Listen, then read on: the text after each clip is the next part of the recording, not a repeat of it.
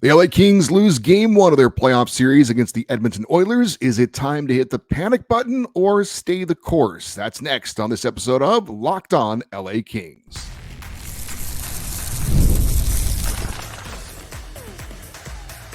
You are Locked On Kings, your daily podcast on the Los Angeles Kings, part of the Locked On Podcast Network, your team every day. Hey, Kings fans, welcome to Locked On LA Kings, part of the Locked On Podcast Network, your team every day. Thanks for making Locked On LA Kings your first listen every day. We are free and available wherever you get your podcasts. We'd love for you to leave us a positive comment on Apple Podcasts if you're a fan of the show. And we're also on YouTube. Please like and subscribe if you're enjoying this content. I'm Eddie Garcia, your host of Locked On LA Kings. I've worked in sports media for the past 30 years, 20 plus years at the Fox Sports Radio Network. Also co-host of the Puck Podcast, a weekly NHL review show that's been putting out content for the past 17 years, and a passionate LA Kings fan for over 30 years. And if you're watching on YouTube, I probably look a little bit different, sort of clean-shaven before game one in anticipation of a big, bushy playoff beard, I hope. So I know my wife doesn't like this, but she's also a huge sports fan, so she gets acting crazy, doing crazy things for sports. Today's episode is brought to you by Gametime. Download the Gametime app, create an account, and use the code LOCKEDONNHL for $20 off your first purchase. Well, the LA Kings opened up the 2014 Stanley Cup playoffs in Edmonton against the Oilers Monday night, the first, or I should say the final of the first round series to get underway in the NHL, and the third straight meeting between the Kings and Oilers in the first round of the playoffs. 2 previous years, the Kings were able to win game one on the road. Could they make it 3 years in a row? Well, as for the Kings lineup in game one, they went to the 12-6 setup with 12 forwards and 6 defensemen. Carl Grundstrom off the injured list and recalled from his conditioning stint in Ontario would be on the fourth line with P.L. Dubois and Quentin Byfield, at least to start. Alex Laferriere was on the top line with Andre Kopitar and Adrian Kempe. The nice line remained intact. The second line with Philip Deneau, Victor Arvidsson, and Trevor Moore. Third line consisted of Blake Lizotte, Kevin Fiala, and Trevor Moore. And, of course, the defensive pairings, you had Drew Doughty and Mikey Anderson, Matt Roy, Vladislav Gavrikov, and Jordan Spence with Andreas Englund. Cam Talbot was in net, backed up by David Riddick.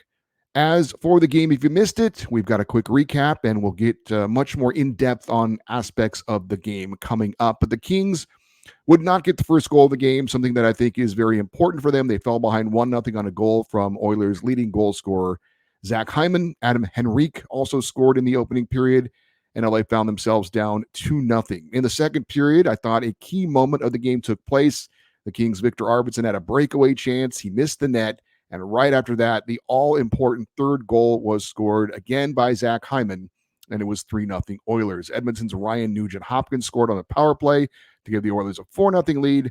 The Kings would spoil the shutout bid by goalie Stuart Skinner. Mikey Anderson had a goal. First career playoff goal for him, just a point shot that found its way through. Then it looked like Trevor Lewis made it 4-2 in favor of the Oilers, but his goal was reviewed and called no goal because it went off of his glove. We're going to talk more about that in detail coming up. LA would, however, score right after that. Adrian Kempe with a shot towards the net went off an Oiler. That made it 4-2 after 2 periods. Kings would take a penalty, though, in the closing seconds of that second period, so the Oilers would start with the power play on the third period, and they scored their second power play goal. Leon Draisaitl made it 5-2.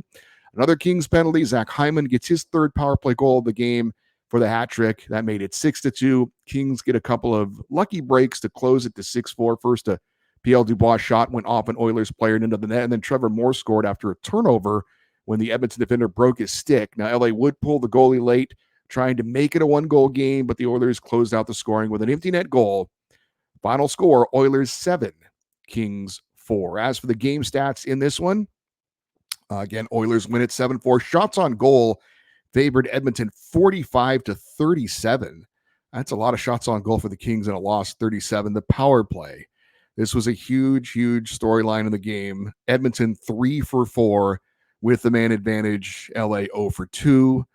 Faceoffs won favored Edmonton 40-32. Block shots favored the Oilers 23-16. And the hits favored LA 67-45. Who in the hell is keeping track of hits in Edmonton. It's like anytime somebody bumps into someone, are they giving them credit for a hit? It's insane. There's no way the Kings had 67 hits in that game. 67 hits is what they had in like half a month during the regular season. So anyway, I don't know what the hell that was all about, but they were credited with 67 hits.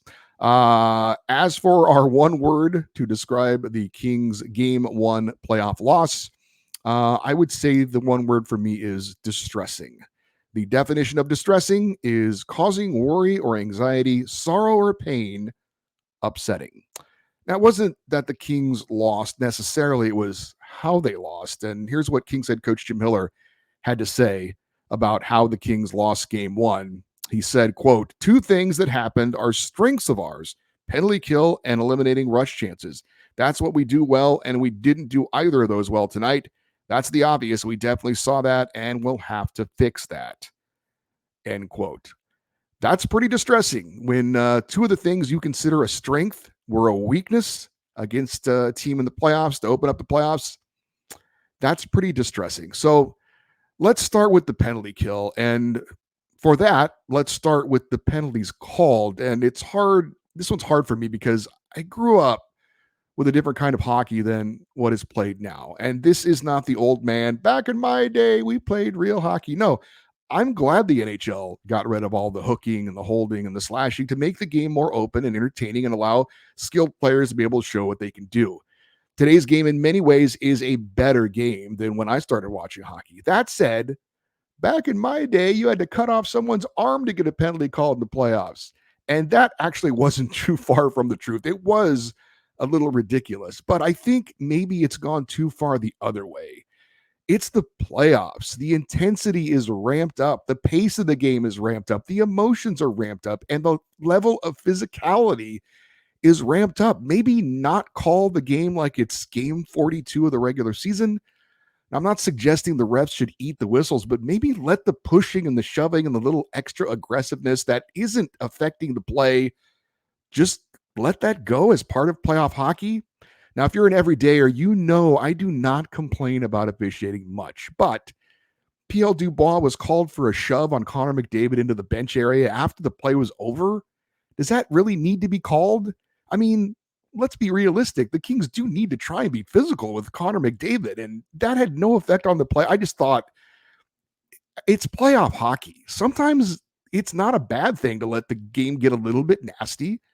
And look, I realize it benefits the Kings to be physical with a guy like Connor McDavid. I'm just saying, on the whole, I thought a lot of the penalties that were called against the Kings were pretty ticky-tacky and really had no effect on what was going on. And to me, you should let that stuff go in the playoffs. I get that maybe benefits the Kings, but I'm talking about bigger picture. I just think it was called very tight, in my opinion. As for what Kings head coach Jim Hiller had to say about the officiating, he said, quote, "I thought they were borderline. It was a couple of borderline when you could look at it and say, give them a chance to make that call. There were two for sure that can't be in our game. They get to the net on the power play. That's not surprising to anybody here. It can't happen. You can't put yourself in a position where the referee's got to make a judgment call. Two for sure." And he's saying that he thought two of the penalties were probably good calls and the rest of them were kind of borderline calls. But how exactly are the Kings supposed to play a physical game? Well, you've heard the term, if you watch the games, checking for their chances, but stay completely out of the penalty box. It's a very tall order, but something they're going to have to try and figure out as they go along. Play hard, play with intensity, play physical, but stay out of the box. It's not going to be easy. And by the way, there was a Trevor Moore tripping penalty in the second period. He went in for a check. It was a little late. He did kind of mistime it, and there was some kind of lower leg collision with an Oiler player. They called him for a trip. I thought it was a borderline call. The NHL announced that they reviewed it today for supplemental discipline. They decided it wasn't necessary. I can't even believe they reviewed that call. Anyway, just kind of what the officiating is like in today's game. It's a lot different from what I knew kind of growing up with the game. Anyway, for better or for worse. And one other quick note on maybe a controversial call. I mentioned that Trevor Moore had a goal disallowed, went off his hand. If that goal counts, who knows? It's not something that was reviewed by the on-ice officials. Actually, was reviewed by the war room in Toronto. Here was the official explanation. The Situation Room initiated a review and determined that Los Angeles' Trevor Moore batted the puck into the Edmonton net. Rule 67.7 states that a goal cannot be scored by an attacking player who bats or directs the puck with his hand into the net. One thing I hate about instant replay is that it's in slow motion. I know that might sound stupid, but the game doesn't happen in slow motion. Referees don't make calls in slow motion. I get that you want to slow things down to see if the puck did hit his glove or not. But they claim that he intentionally batted or directed the puck in with his hand. It did hit his glove, and the replay showed in super slow-mo that it looked like his hand may have come off his stick slightly. But to me, you use the slow motion to kind of see exactly what happened. But I think replay, they should ultimately be the plays should be judged in real time, because the game happens in real time. Decisions are made in real time. When you slow things down, it makes it seem like somebody might have done something intentionally that they really didn't do, because you're slowing it down so much. I thought that was pretty inconclusive. It was just an example, though, of a lot of things that didn't go the way of the Kings in game one. The officiating was part of it, not all of it, certainly. And, that said, the Kings penalty kill obviously has to be much better when those penalties are, in fact, called. And staying out of the box is certainly part of that. The Oilers had a couple of backdoor tap-ins on the power play that certainly can't happen. So all part of the story for the Kings losing game one against the Edmonton Oilers. So do the Kings need to make a goalie change for game two? That's next here on Locked On LA Kings, your team every day. You shouldn't have to worry when you're buying tickets to your next event. I don't, because I use Gametime, the fast and easy way to buy tickets for all the sports, music, comedy, and theater events near you. I use Gametime to buy tickets to NHL and NFL games. The app is super easy to navigate and use killer last-minute deals. They got all-in pricing, and the best price is guaranteed. Gametime is the only ticketing app that gives you complete peace of mind with your purchase. I love that you can view the seat before you buy it. You know exactly the view you're going to get when you arrive. And Gametime takes the guesswork out of buying tickets. All-in prices show you the total up front. You know what you're getting. A great deal without hidden fees. Buy tickets in seconds with 2 taps on the app. Just download the Gametime app, create an account, and use the code LOCKEDONNHL for $20 off your first purchase. Terms apply. Again, create an account, redeem the code LOCKEDONNHL for $20 off. Download the Gametime app. Last minute tickets, lowest price guaranteed. The Locked On NFL mock draft is available now. Find the ultimate 6-episode series on Locked On NFL Draft to hear who the local Locked On experts are picking for every NFL franchise, with live reactions from local college football experts and even the fantasy football angle. Locked On Mock Draft, Locked On NFL Mock Draft, available now on Locked On NFL, on YouTube, and wherever you get your podcasts. So I've already said, I haven't already said this, but people have texted me. I've had messages on social media. I've seen people making suggestions that maybe it is time to bench Cam Talbot and start David Riddick in game number 2. And before I give you my opinion, let me tell you what head coach Jim Hiller had to say about the game 1 performance of goalie Cam Talbot. And he said, quote, "Cam was fine. I thought our forwards made it too hard on our D and our team. As a group, we made it too hard on Cam. He made a lot of saves, some good saves. We were coming down and cracking them on some odd man rushes, so there was nothing there for Cam. There's just no way we can give that many chances up. It's just not us. We'll clean it up." End quote. Let's quickly take a look at all of these 6 goals that Cam Talbot allowed. He allowed 6 goals on 44 shots. The first goal, Connor McDavid makes a crazy spinning move around Mikey Anderson. Trevor Moore did have a chance to clear the puck after he threw it in front of the net, but he didn't, and the Oilers ended up putting it in. That's not a soft goal. The second goal, Adam Henrique shoots it from the left faceoff dot. I thought Cam dropped down a little bit too soon on that one, so will give that one to Cam Talbot. That one looked like he might have misplayed that one. Third goal, Connor McDavid gets the puck behind the net. He spins around again.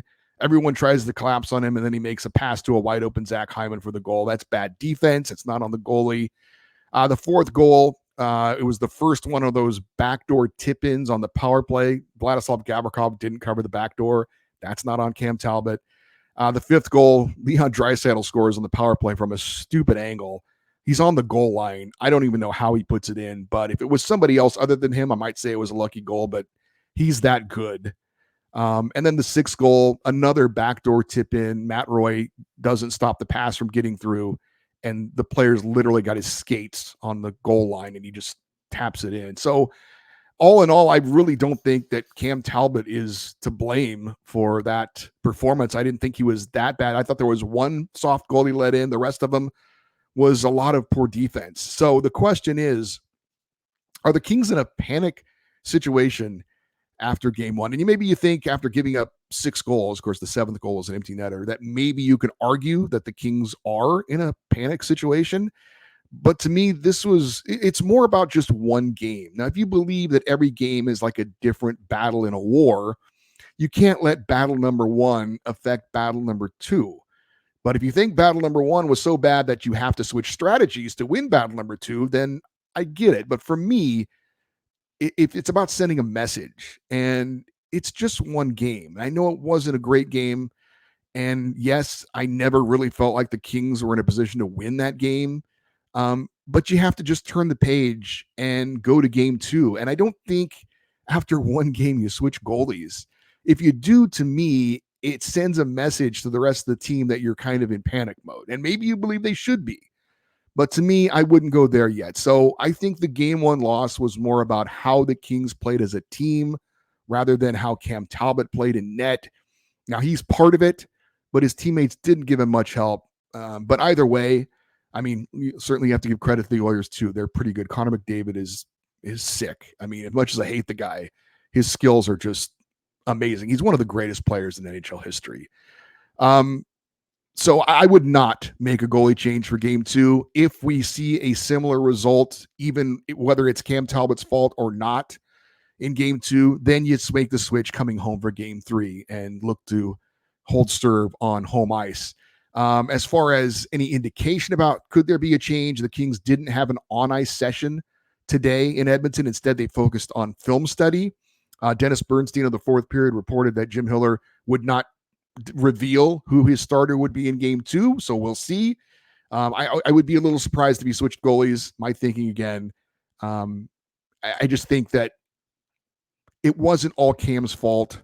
It was more of a team loss to me than switching. I know it's easy to point fingers at the goalie, but again, I thought this was more about the Kings as a team than any one individual. Certainly Cam Talbot, I don't blame it on him.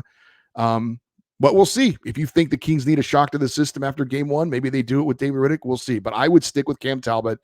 And again, if it doesn't go the Kings' way after game 2, then you make the switch in game 3 on home ice. As for Connor McDavid, what do the Kings do about him? He had 5 assists in this game. And the Kings had the players on the ice for the most part that they want against Connor McDavid. They had Philip Deneau out there at center. They had Mikey Anderson out there on defense. And it didn't matter. So what do? Well, I think, and the Kings know this as well as anyone, they've faced him 2 previous times in the playoffs, but you got to try and be more physical with him.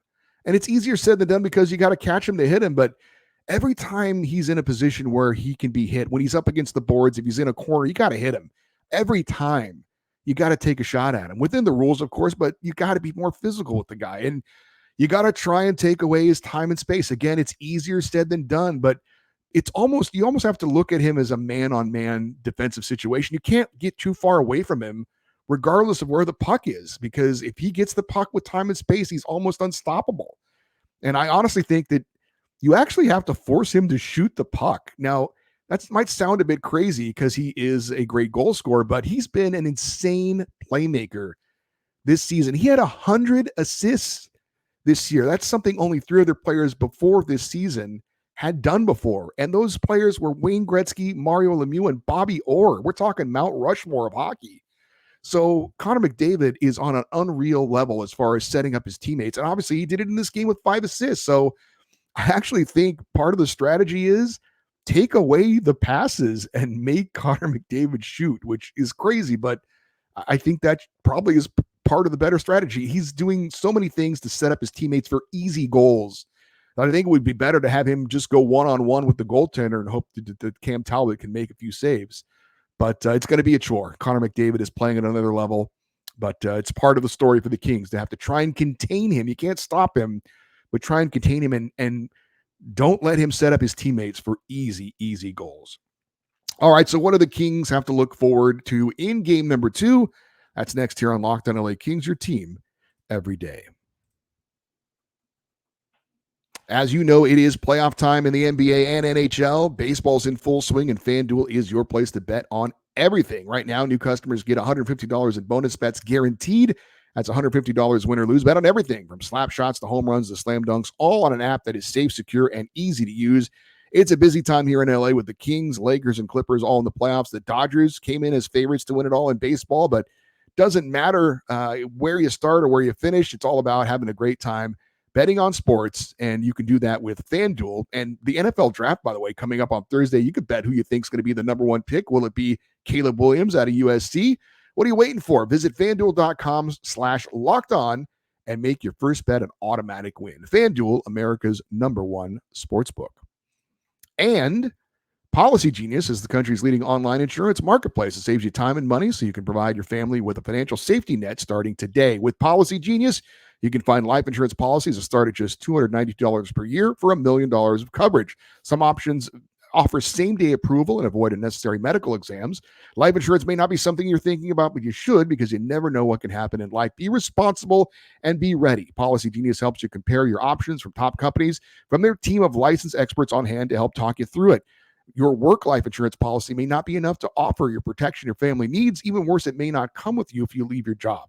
Policygenius gives you unbiased advice from a licensed expert support team. They have no incentive to recommend one insurance over another, so you can trust their guidance. They have thousands of 5-star reviews on Google and Trustpilot from customers who found the best fit for their needs. Check life insurance off your to-do list in no time with Policygenius. Head to policygenius.com/lockedonnhl and click on the link in the description to get your free life insurance quotes and see how much you could save. That's policygenius.com/lockedonnhl. The LA Kings face the Edmonton Oilers 7 p.m. Pacific time Wednesday night in Game 2 of the Stanley Cup playoffs. Catch every moment of the hometown broadcast of your LA Kings on SiriusXM on the SXM app. Just search LA Kings. So looking ahead to game number 2, we talk about containing Connor McDavid. We talked about staying out of the box while also trying to be physical, keep the Oilers off the power play, and when they do get the man advantage, take away those backdoor tap-ins. As for the Kings' offense, if the Kings are playing the right way, 4 goals is usually going to be enough. And they, of course, scored 4 goals, but they weren't playing their game in game 1. And the Oilers, their goaltender, Stuart Skinner, he's beatable. I mean, he's probably the weakest link for Edmonton. And ultimately, if they do advance, it's probably his issues that'll keep them from winning it all. But we'll see. We're obviously not talking about that. We're talking about the Kings just winning game number 2. I thought LA did a much better job in the second period of game 1 as far as just getting pucks on net, crashing the net, getting traffic in front. Even the Lewis goal that was disallowed, that was a good job of him getting in front of the net. Carl Grundstrom just threw a point shot and he was in front. Now, some of the Kings goals were a little bit fluky, but the 2 goals that even went off the Oilers defenders and in, that was about getting pucks on net, and good things happen when you do that. And I think the Kings need to start the game like that and follow through on it for 3 periods. Of course, they need to capitalize on their opportunities as well. Victor Arvidsson getting that breakaway, got to score on that one, the power play chances as well. If the Kings can get a better start, and I think getting the lead for LA is important, then the Kings can kind of dictate more how the game is going to be played. I got a quote from Kings veteran defenseman Drew Doughty on game number 1, and here's what Dewey had to say about it. He said, quote, "We just have to put that game in the past and get back to doing what we do best, and that's playing good two-way hockey. We're down 1-0, but we can easily win and make it 1-1 next game. We have to put it behind us and learn from what we did wrong and fix what is being done wrong and bring it to the next game." End quote. And yeah, you can't let game 1 be bigger than it is, and that's why I don't think you should make a goalie change as well. Again, it's just one battle in a war. But you also do have to learn from it, obviously. And don't forget the Kings, they won game 1 the last 2 years, and they didn't go on to win the series. So winning game 1, while you like to do it, doesn't necessarily mean that's going to be the series. There's still a lot of hockey to be played. We know that as Kings fans, winning those first 2 games the last 2 years and then ending up not winning the series. So game 1 is just game 1. If LA can win game 2, they take home ice advantage back in the series and things look completely different. So it's all about now on to game number 2. It's still, let's not panic. Let's not overreact. Yes, it wasn't a very good game 1, but the next game is the next game. Put it in the rearview mirror, move on, make the corrections, and play the game we know the Kings can play and give them a chance to get a win and then come back home with the split. The LA Kings aren't the only team in the Kings family that's in the playoffs. And wouldn't you know it, the Ontario Reign are playing the Edmonton Oilers AHL affiliate in the first round of the Calder Cup playoffs. It starts tomorrow against the Bakersfield Condors. Game 1 coming up in Ontario, 7 p.m. face-off on Wednesday. Game 2 is in Bakersfield Saturday, and Game 3 Sunday back in Ontario. And we'll keep you updated on Akil Thomas and Brant Clark and how the Ontario Reign are going to do in the playoffs as well. So I mentioned before the season comes to an end, I would love to get together with some of you, the Locked On LA Kings supporters, viewers, and listeners. And the plan is to do that before Game 4 this coming Sunday in LA. The location hasn't been set. I initially said the Yard House. I did have Aquaman01 say on a YouTube suggestion, maybe Lucky Strike would be a better option because the lines aren't as bad and you can get in easier. And I really don't care either way. It does need to be at the LA Live there because we're going to walk across and go to the game afterwards. But I'll make a final decision on a Locked On LA Kings meetup on Friday and let you know about it. We'll post it on social media and all that. But if anybody has any suggestions, if anybody has any reasons why one place is better over the other, you can let me know. And also, if you plan on coming to get a head count, that would be great as well. You can message me on X or Twitter. It's at Locked On LA Kings. Email address, lockedoneddie@gmail.com. And you can even post your comments in the YouTube comments section if you're watching the show as well. I know a few people have already said they're going to be there. So looking forward to that again before Game 4 this coming Sunday, a Locked On LA Kings meetup, either at Yard House or Lucky Strike. We'll figure it out and we'll let you guys all know which place we're going to do that.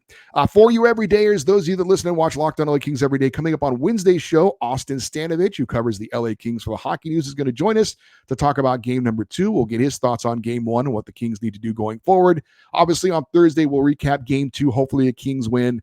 And then on Friday, we'll preview game 3 and have another Kings fan feedback show as well. You want to get in on that. Again, it's lockedoneddie@gmail.com. Would love you to stay interactive with us on social media, on X, on Twitter, on Instagram. It's at Locked On LA Kings. I'm Eddie Garcia. Thank you, as always, for listening and watching this episode of Locked On LA Kings, part of the Locked On Podcast Network, your team every day. Have a great rest of your day. We'll talk to you tomorrow. And as always, go Kings, go.